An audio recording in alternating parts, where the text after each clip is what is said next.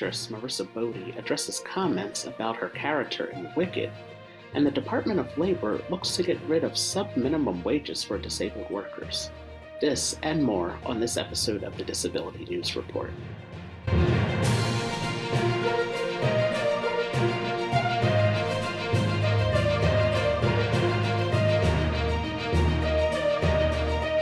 This is the Disability News Report with host Arthur Aston.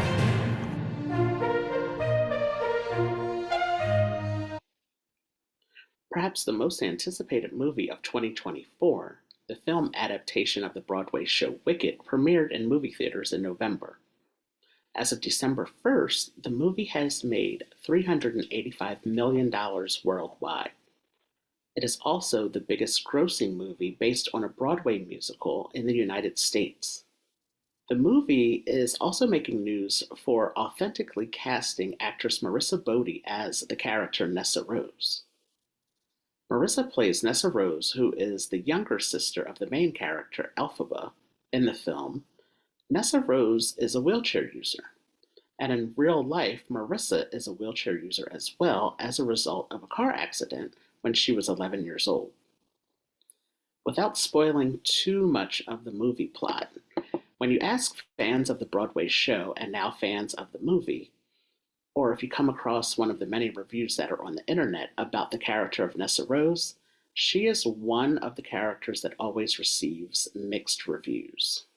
Marissa recently posted a video on her TikTok account about the comments she has been seeing and receiving on her social media accounts about the character she plays in the movie Wicked. From the start of the video, Marissa clearly states that it is okay not to like the character of Nessa Rose, as she is a fictional character. Marissa said, "I think Nessa is complex, but that's the beauty of art. Wicked and these characters and the movie wouldn't be what it is if it weren't for different opinions on the characters and who's truly wicked or not. And not liking Nessa herself is okay because she is a fictional character. That's totally fine." She clarifies again that the jokes or comments regarding Nessa's actions or personality are fine, but there are jokes and comments that Marissa has issues with that she feels go a little bit too far. There have been jokes that are directed at Marissa herself and also the character that she plays in the movie. She has seen things like people saying "stand up for yourself," which refers to the fact that she is in a wheelchair, and not in the typical way someone might make that similar statement as being a way for someone to defend themselves against something or someone. She has seen comments saying that the character Nessa deserves to be disabled, or that she should be pushed out of her wheelchair. The actress urges everyone to be mindful of how hurtful these jokes can be to someone in real life who has a disability. She stresses that we cannot just dismiss these statements as being just jokes, especially when they are directed toward a community that you do not belong to, noting that she sees these statements coming from people who are non-wheelchair users. Marissa concludes her statement with a very important message. She states that she is now in a place in her life where she can recognize that these jokes are just made out of ignorance, but she sends a word of caution to those who are making these harsh comments by saying, "I'm worried that a younger version of myself is somewhere on the internet and is harmed by these comments." This story is a reminder that others are watching what we say and what we do, and also how we respond to not just what is happening in the world around us, but how we respond to others who do not look like us. I would like to encourage everyone to just be mindful of the things you are saying and think of the impact that your words and actions may have on others. On a much lighter note, and in closing from this news story, this is my "I am one person with one opinion" statement. Please go see Wicked. You will not be disappointed. Our next story is grant will boost colleges' efforts to teach disability history in rural communities. Keene State College has been awarded nearly $100,000 by the Library of Congress Teaching with Primary Sources Grant, also known as TPS. The grant was awarded for a project to advance the teaching of disability history in rural communities. The grant is for 1 year of funding, but there is potential for 2 additional grants that would provide additional years of funding. However, to receive the 2 additional grants, that is dependent upon the success of the use of the first round of funding. Congress has provided funds for the TPS program since 2006. The purpose was to support organizations that wish to incorporate digital collections from the Library of Congress into their educational curricula. In July 2025, Keene will host a one-day conference that will include educators at the elementary, high school, and college levels, disability historians, and disability rights advocates. The purpose of this conference is to share the curricula and projects they are working on and to strategize ways to enlist new teachers in the movement of educating about disability history. Graham Warder, chair of the Keene State University History Department, will direct this project.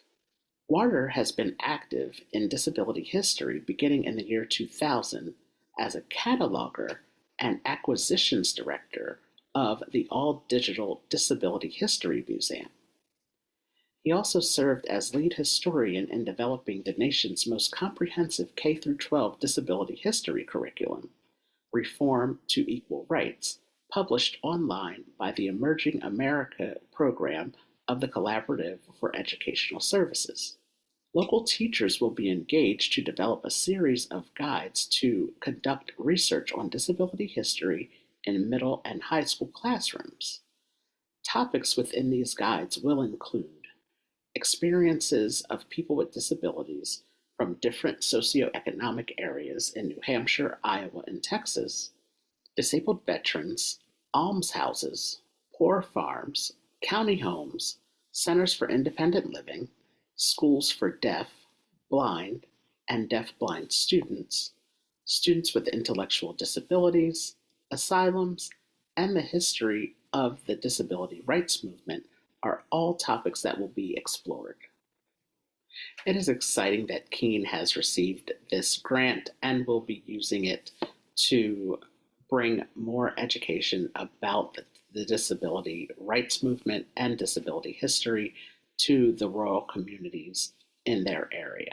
Our next story is Beyond Disability, Inclusive Marketing in an Intersectional World. This article comes from Nielsen.com.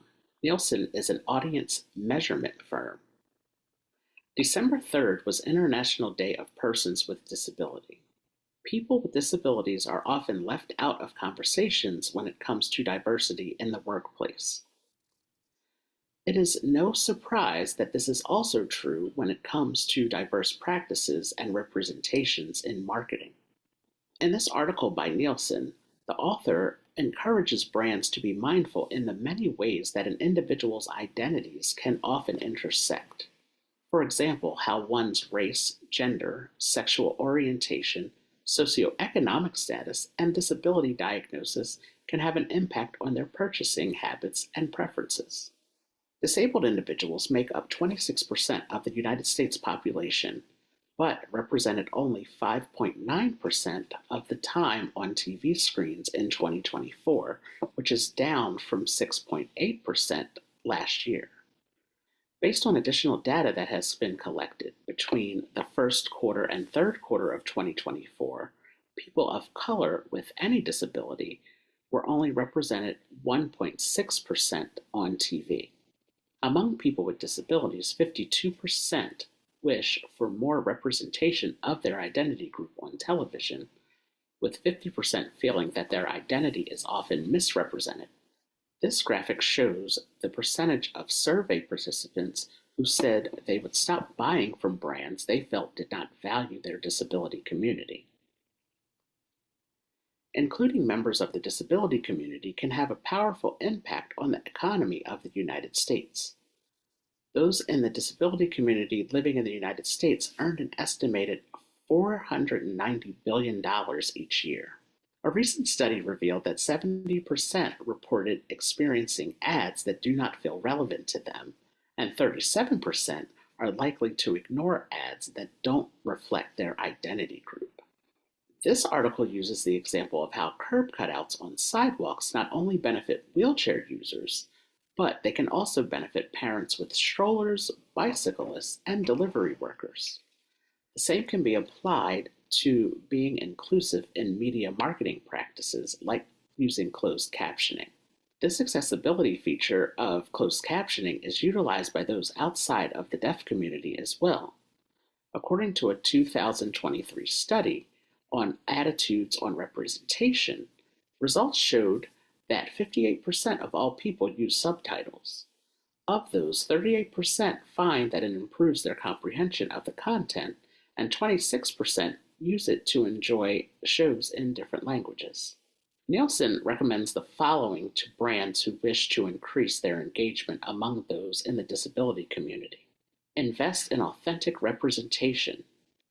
Collaborate with creators and talent from the disability community to ensure accurate and respectful portrayals.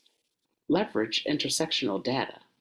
Use Nielsen's multidimensional analytics to understand the overlapping identities of your target audiences. Develop inclusive products and services. Prioritize accessibility in product design and service delivery to meet the needs of all customers. Support relevant causes. Align with social initiatives and organizations that advocate for the disability community, reinforcing brand commitment to inclusion. And to optimize media planning. Use data-driven insights to choose the right channels and times to reach your audience effectively.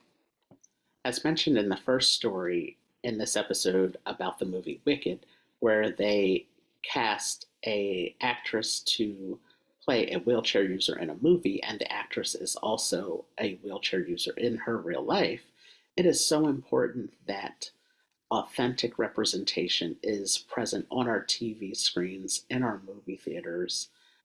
Hopefully there will be brands who see this story that was released by Nielsen and take some of their suggestions to actively engage their customers and consumers who have disabilities. It is important that we are not forgotten about during those conversations of diversity, equity, and inclusion. Our last story is the United States looks to end subminimum wage for workers with disabilities. In 2024, the federal minimum wage is $7.25 per hour. However, there is a law that has existed since the Depression era that allows the Department of Labor to offer certificates to employers. These certificates permit employers to pay their disabled employees less than a federal minimum wage. The law was passed in 1938 as a way to get more disabled individuals into the workforce, especially wounded veterans. When the law was created, it was believed that disabled employees should be paid less based on the assumption that their productivity would be hindered by their disability diagnosis. The Department of Labor recently introduced a proposal that would stop these certificates from being issued. There is a public comment period regarding the proposal that is currently open until January 17, 2025. The final ruling on the proposal will not take place until after the new administration under President-elect Trump is in office later in January 2025.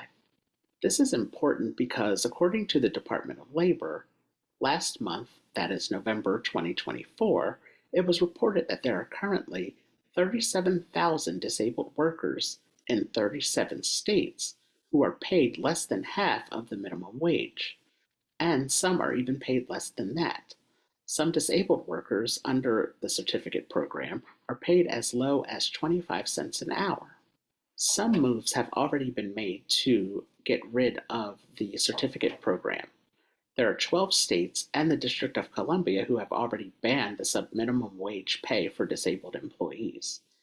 In Illinois, legislation was recently passed that would end subminimum wage pay in that state by the year 2029. California, Nevada, and Virginia are also phasing out the certificate programs in their states.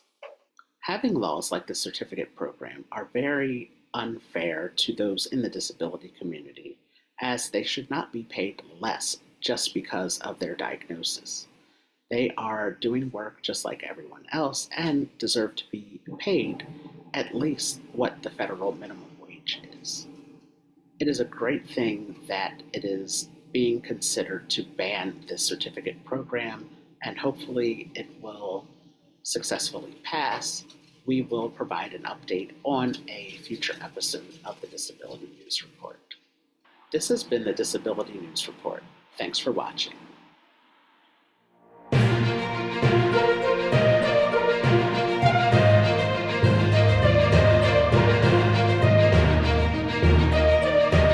This is the Disability News Report with host Arthur Aston.